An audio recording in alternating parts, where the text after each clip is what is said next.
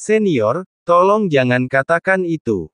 Jika bukan karena para senior ini, Chu Feng tidak akan bisa melawan formasi penyegelan, dan dia ditakdirkan untuk menjadi tertangkap. Tiba. Dan Jie Tianian berkata bahwa dia tidak akan memberitahu rumah suci 7 alam bahwa kamu membantuku. Dia hanya bermaksud menyelamatkan orang-orang dari rumah suci 7 alam dan tidak akan mempermalukan kami. Tapi aku tidak percaya padanya, jadi meskipun dia mengatakan ini, aku tetap memilih untuk melarikan diri dengan cara. Senior, berdasarkan pemahamanmu tentang Jie Tianian, apakah kata-katanya dapat dipercaya? Tanya Chu Feng. Karakter Jie Tianian cukup dapat diandalkan. Jika dia benar-benar mengatakan itu mungkin dapat dipercaya. Setelah pendeta Tao Long menyatakan pendiriannya, beberapa pendeta Tao lainnya juga menyatakan pendiriannya. Setelah percakapan selanjutnya, Chu Feng mengetahui bahwa hubungan antara Jie Tianian dan ibunya Jie Ranxing selalu sangat baik. Selain hubungan saudara perempuan, Jie Tianian juga sangat terukur dalam perilakunya, tidak pernah menindas orang lain dan merupakan junior dengan karakter yang sangat baik. Chu Feng memutuskan untuk mencari Jie Tianian. Mungkin melalui dia, kamu bisa belajar tentang ibumu.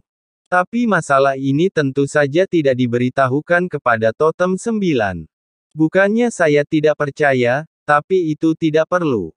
Adapun Totem 9, meskipun dia lolos dari reruntuhan, dia masih terluka. Mereka perlu marah. Mereka memiliki banyak gua rahasia, hampir di seluruh dunia seni bela diri yang luas.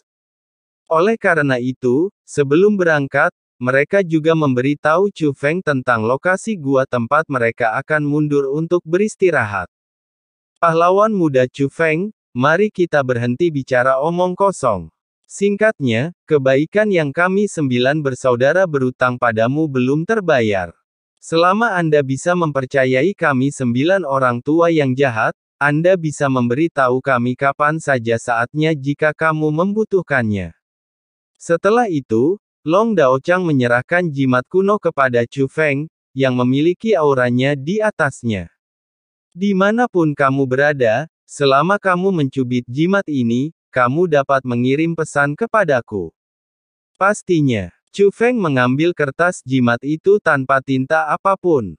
Tingkat budidaya Chu Feng saat ini terbatas, dan Totem 9 jalan memang dapat diandalkan, mungkin dia akan sangat membutuhkan bantuan mereka di masa depan. Setelah itu, 9 totem meninggalkan tempat ini dan bergegas menuju gua mereka. Adapun Chu Feng, dia juga segera berangkat, tapi dia tidak meninggalkan dunia ini. Karena dunia ini adalah dunia yang Jie Tianian suruh Chu Feng datang ke sini untuk menemukannya. Chu Feng mencari berdasarkan lokasi dan sampai di gurun. Di luar gurun terdapat tempat dengan sedikit orang, dan di atas gurun tidak ada kehidupan sama sekali. Tentu saja, tidak ada jejak Jie Tianian. Tapi Chu Feng dengan cepat mengamati bahwa gurun ini sebenarnya adalah formasi tersembunyi. Formasi tersembunyi ini sangat halus, dan metode lawan sangat kuat, bahkan jika Chu Feng melihat melalui formasi tersembunyi ini, tidak mudah untuk menerobosnya. Bahkan jika Anda menggunakan kode rahasia dasar, mungkin akan memakan banyak waktu. Namun saat ini, retakan di angkasa muncul, dan di ujung lain retakan tersebut terdapat hutan bambu. Melihat ini, Chu Feng dengan cepat melangkah ke dalamnya, dan celah itu segera ditutup. Namun saat ini, Chu Feng sudah berada di hutan bambu yang tenang. Di sini, kekuatan mental dan kemampuan observasi Chu Feng sangat terpengaruh. Tapi itu bukanlah kekuatan formasinya, melainkan bau khusus yang dikeluarkan oleh hutan bambu. Menghadapi pengekangan semacam ini, Chu Feng tidak hanya tidak gugup, tetapi sebenarnya sedikit bersemangat di dalam. Ini adalah pengekangan yang baik dan berguna untuk pengembangan para guru roh dunia. Pantas saja Jie Tianian memintanya datang ke sini, dia mungkin ingin Chu Feng berlatih di sini. Meskipun kekuatan mental dan kemampuan pengamatannya tertahan, ada jalan setapak di hutan di bawah kakinya. Mengikuti jalan setapak di hutan, Chu Feng segera menemukan gubuk bambu. Di luar gubuk, ada sosok lembut yang sedang merebus air di dalam ketel, tapi itu bukan sekadar air mendidih, melainkan air mendidih menggunakan formasi. Orang ini tidak lain adalah Jie Tianian. Kami datang. Jie Tianian mengangkat kepalanya dan menatap Chu Feng, mata dan senyumnya masih lembut. Saat pertama kali bertemu, Chu Feng waspada, jadi dia tidak merasakannya.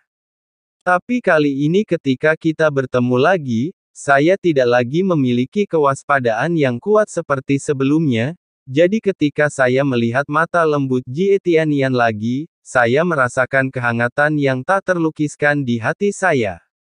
Dia tampaknya benar-benar memperlakukan dirinya sendiri sebagai seorang kerabat.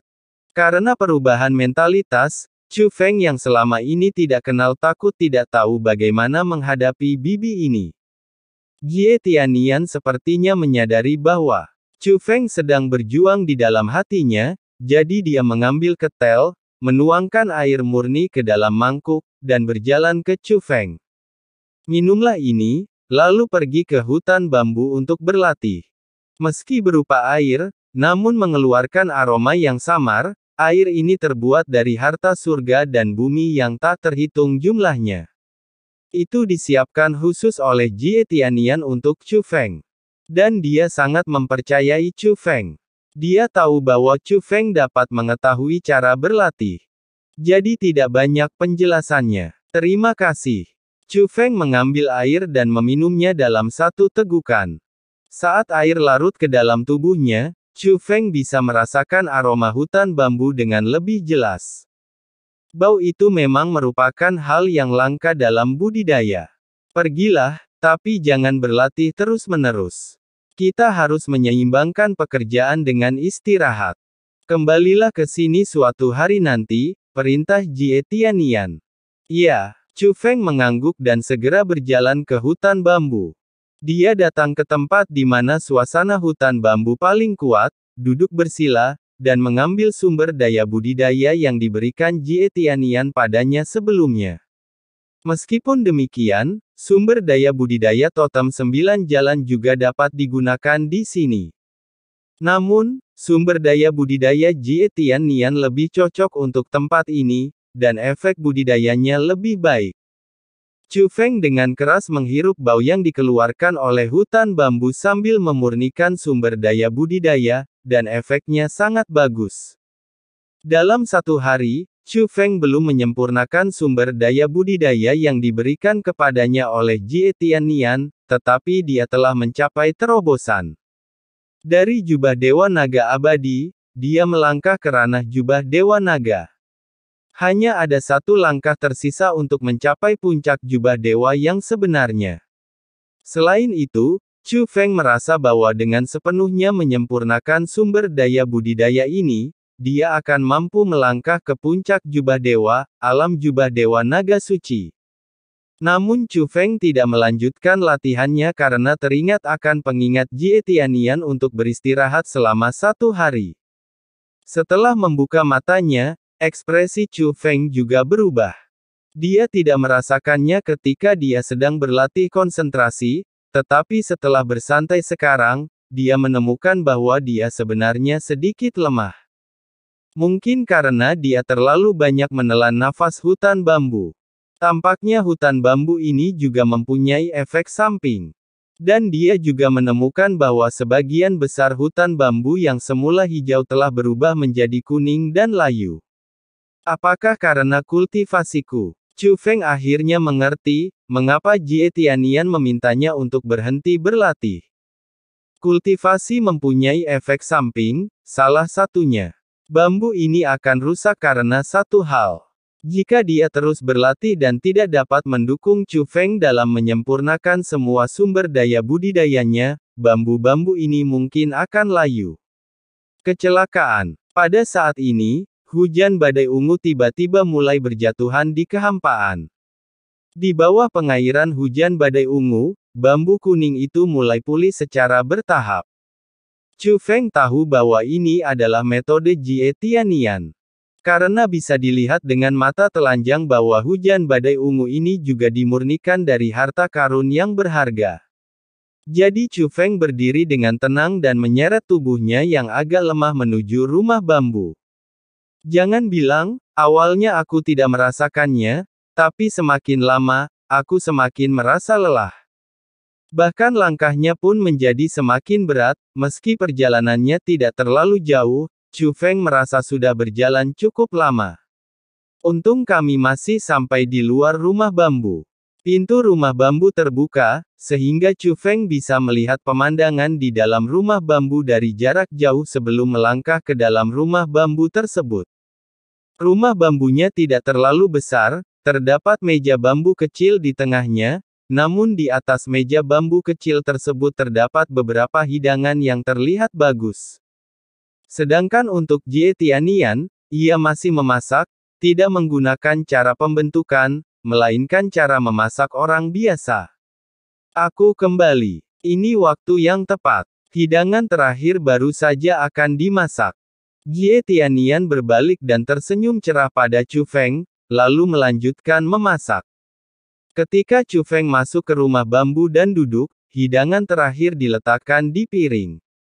Belum lagi, pengerjaan Jie Tianian cukup bagus, bahkan sebelum dia mencicipinya, aromanya saja yang membangkitkan nafsu makan Chu Feng. Apalagi bagi tubuh saya yang lelah saat ini, melihat makanan lezat seperti itu sungguh menggoda.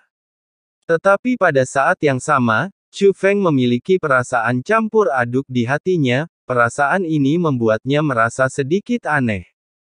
Luar biasa hangatnya. Dalam perjalanannya, banyak orang yang baik padanya.